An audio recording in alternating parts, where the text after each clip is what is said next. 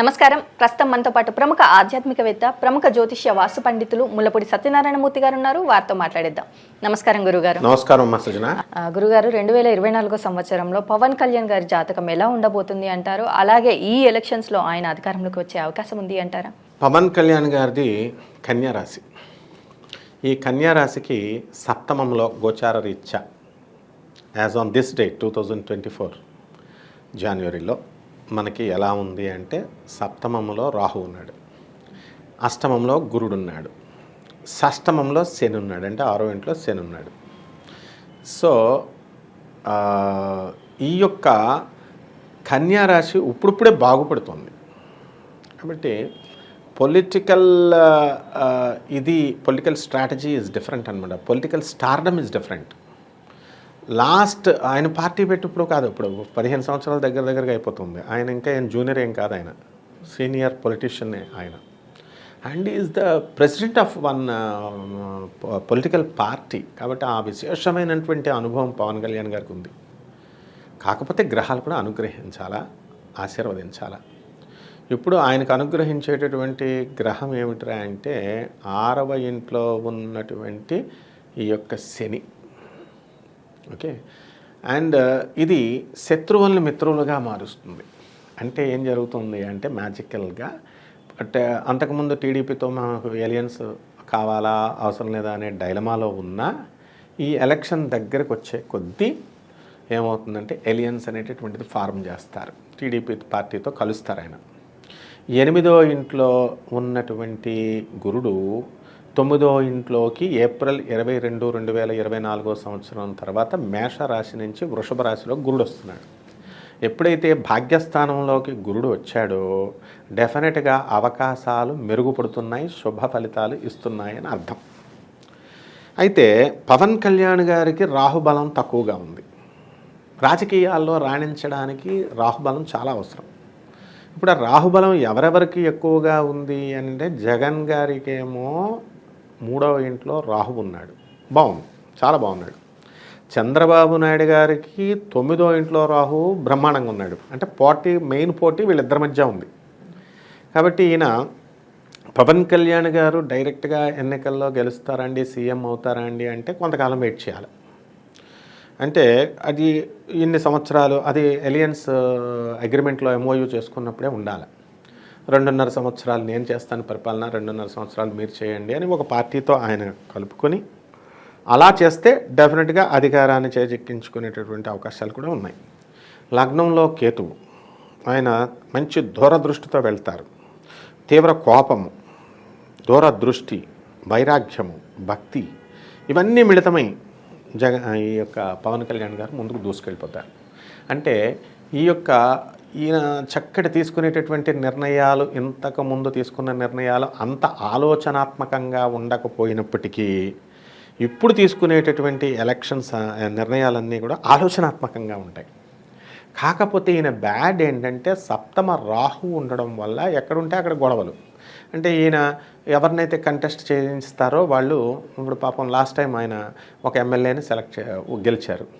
ఆయన కనీసం ఒక నెల కూడా అవ్వకుండానే ఆయన ఏం చేశాడు, వైఎస్ఆర్ పార్టీలోకి జంప్ అయిపోయాడు. ఆయన అసలు గెలిచిందే ఒక ఎమ్మెల్యే, వెళ్ళిపోయాడు ఆయన.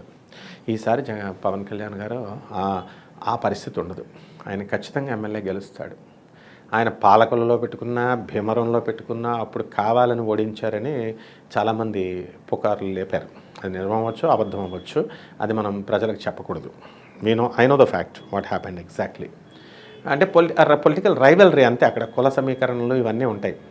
భీమవరము, శ్రీకాకుళము, ఈస్ట్ గోదావరి, వెస్ట్ గోదావరి ఇవన్నీ కూడా కాపుల డామినేటెడ్ ప్లేసెస్. ఇవి ఖచ్చితంగా కాపుల డామినేటెడ్ ప్లేసెస్లో మనము ఒకానొక సమయంలో ఎన్టీ రామారావు గారు పార్టీ పెట్టినప్పుడు అన్ని కులాల వాళ్ళే వేశారు ఓట్లు.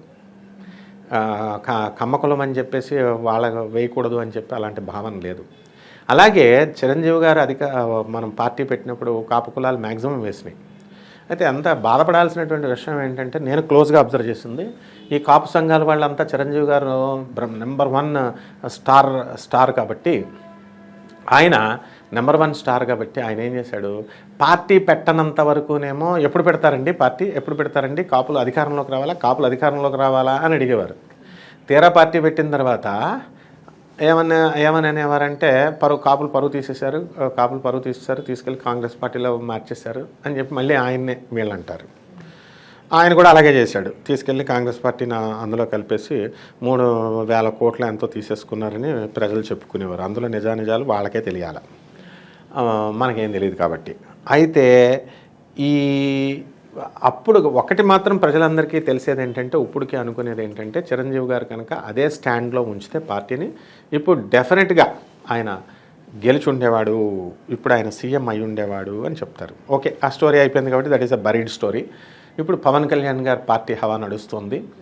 మరి ఈ అభిమానులు మేమంతా చాలా అభిమానులం అండి అని చెప్పి మరి ఇవన్నీ పార్టీలు సినిమాలలో ఈ పోటీ ఉంటుంది, బాగుంది.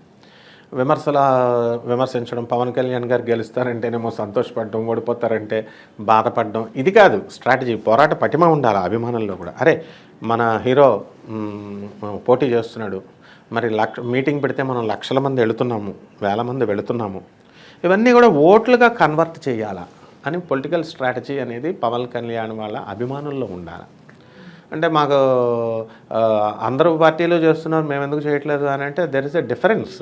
ఇప్పుడు జగన్ చేసేటటువంటిది is a 100% is a true politician. Chandrababu Naidu చేసేటటువంటిది 100% నిఖార్స్ అయినటువంటి పొలిటీషియన్ ఆయన. ఓకే, గుడ్, బాగుంది. నిజం చెప్పాలంటే చంద్రబాబు నాయుడు గారిని అపర చాణక్యుడు అని అంటారు కదా, చంద్రబాబు నాయుడు గారి కంటే ఎక్కువ జగన్ గారికే రాజకీయం తెలుసు.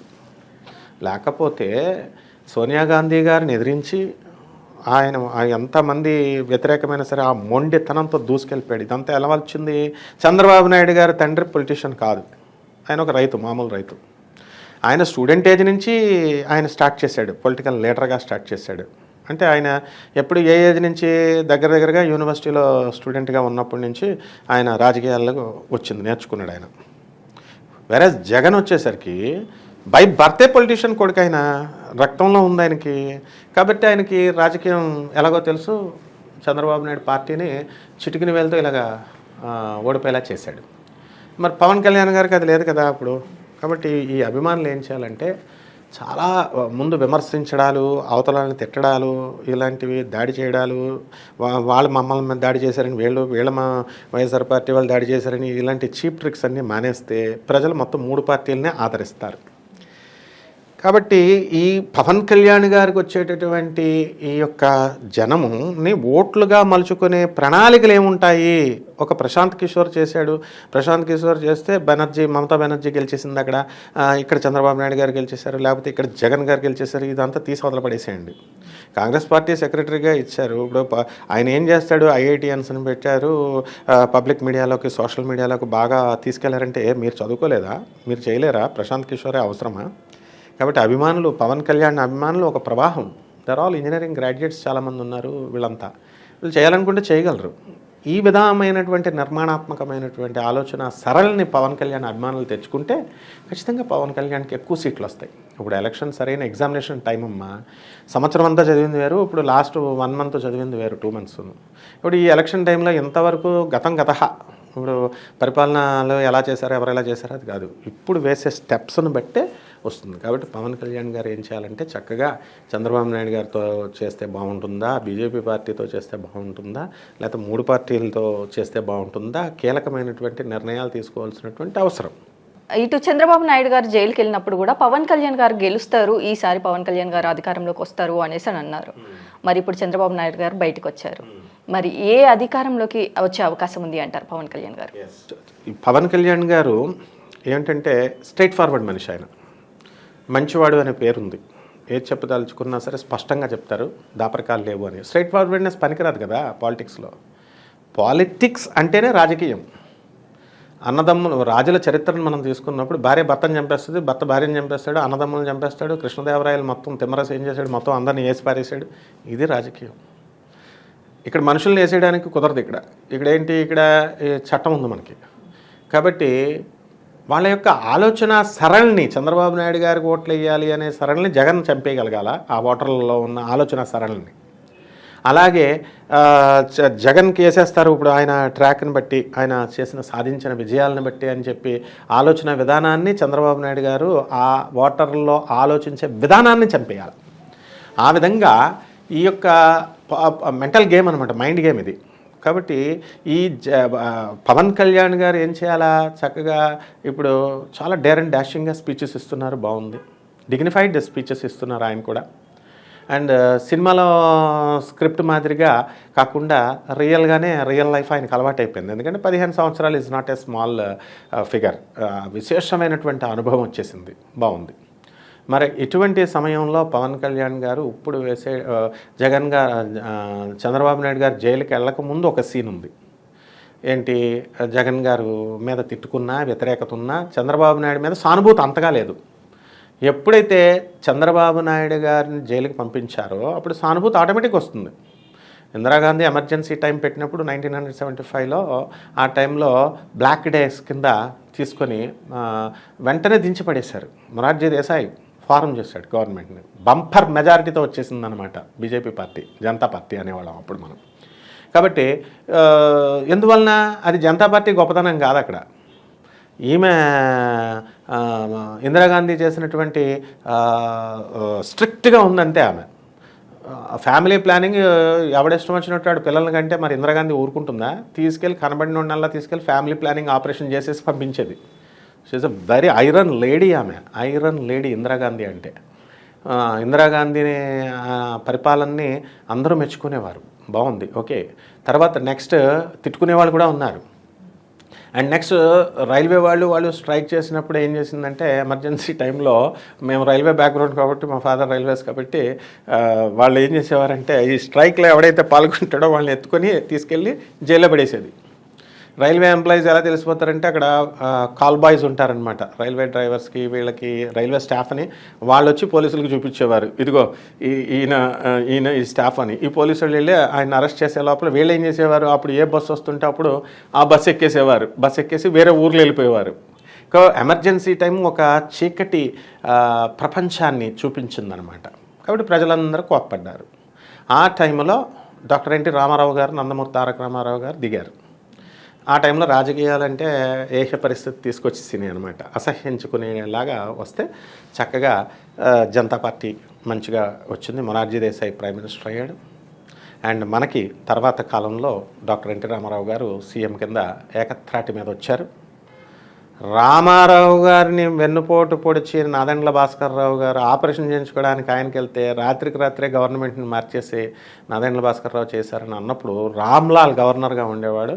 ప్రజలంతా రోడ్ల మీదకి వచ్చి గవర్నర్ మెడ వంచి ఇందిరాగాంధీని మెడ వంచడం అంటే అసంభవం. అటువంటి ఇందిరాగాంధీని ఏం చేశారంటే ఆమె ఆ రామ్లాల్ని డిస్మిస్ చేసి వేరే చోటకి పంపించి ఆయన గవర్నర్ కింద ఆ గవర్నమెంట్ని బర్తరఫ్ చేసి డాక్టర్ ఎన్టీ రామారావు గారిని సీఎం కింద మళ్ళీ కొనసాగించమని మళ్ళీ ఇచ్చింది ఆమె. ఈ హిస్టరీలో ఇది ఒక్కసారే జరిగింది, డాక్టర్ నందమూరి తారక రామారావు గారి విషయంలో మాత్రమే జరిగింది. ఆ విధమైన స్ట్రాటజీ తెచ్చుకోవాలా చిరంజీవి గారైనా లేకపోతే పవన్ కళ్యాణ్ గారైనా. అంతేగాని ప్రజలు నందమూరి తారక రామారావు లాగా మెగా హీరో కదా చిరంజీవి, ఈయనకి వచ్చేస్తుంది అనుకొని పార్టీ పెడితే వచ్చిందా? మరి రాలేదు కదా. అలాగే ఇప్పుడు ఈయన పెద్ద బెస్ట్ హీరో కాబట్టి, పవర్ స్టార్ కాబట్టి మనకు వచ్చేస్తుందని మనం చేయకూడదు.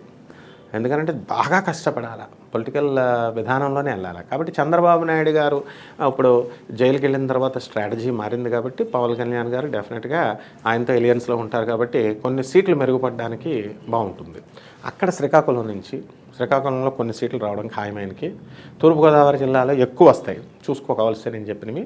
And first Srikakulam and east Godavari district లీడింగ్లో ఉంటాయి. అండ్ ఈ యొక్క వెస్ట్ గోదావరిలో కూడా కొన్ని సీట్లు వస్తాయి. అలాగే మచిలీపట్నంలో కాపుల డామినేషన్ ఉన్న చోట కొన్ని సీట్లు రావడానికి అవకాశాలు ఉంటాయి. కాబట్టి ఈ విధంగా పవన్ కళ్యాణ్ కూడా ఎక్కువ సీట్లు సంపాదించడానికి అవకాశాలు ఉన్నాయమ్మా. ఆయన ఖచ్చితంగా ఈసారి ఎమ్మెల్యేగా గెలుస్తారు. అలాగే గురుగారు, పవన్ కళ్యాణ్ జాతకం ప్రకారం ఈ 2024 సంవత్సరంలో ఎలా ఉండబోతుంది, అలాగే రానున్న ఎలక్షన్స్లో ఏపీ ఎలక్షన్స్లో మరి అధికారంలోకి వచ్చే అవకాశం ఉందా లేదా అనేసి చాలా చక్కగా వివరించారు. ధన్యవాదాలు. ధన్యవాదాలమ్మా.